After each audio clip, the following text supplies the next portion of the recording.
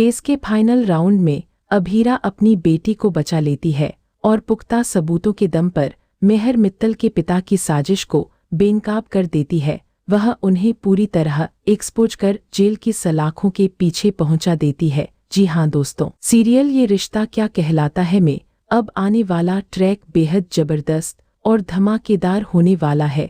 Upcoming episodes में कहानी एक नए और दिलचस्प मोड़ पर पहुंचने वाली है। आने वाले एपिसोड में आप देखेंगे कि मायरा के केस की सुनवाई शुरू होने वाली है। मायरा बुरी तरह फंस चुकी है और बाल सुधार गृह में है, लेकिन उसकी मां अभीरा उसे यूं ही वहां रहने देने वाली नहीं है।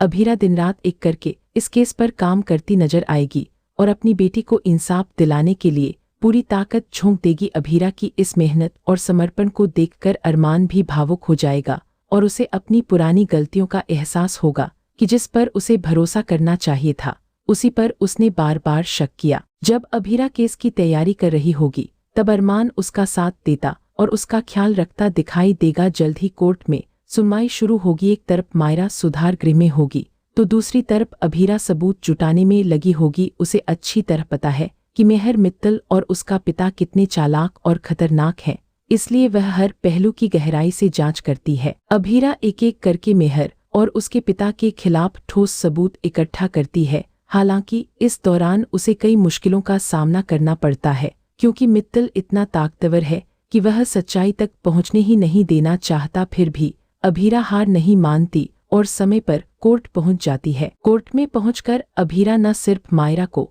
बेगुनाह साबित करती है बल्कि मित्तल को भी जेल भिजवाने का इंतजाम कर देती है ताकि वह दोबारा किसी के साथ अन्याय न कर सके। अब यहाँ एक बड़ा ट्विस्ट भी देखने को मिलेगा। मित्तल पहले ही स्कूल के सीसीटीवी फुटेज डिलीट करवा देता है क्योंकि पूरा सिस्टम उसके कंट्रोल में है। ऐसे में अभीरा को वहां से कोई फुटेज नहीं मिल पाता।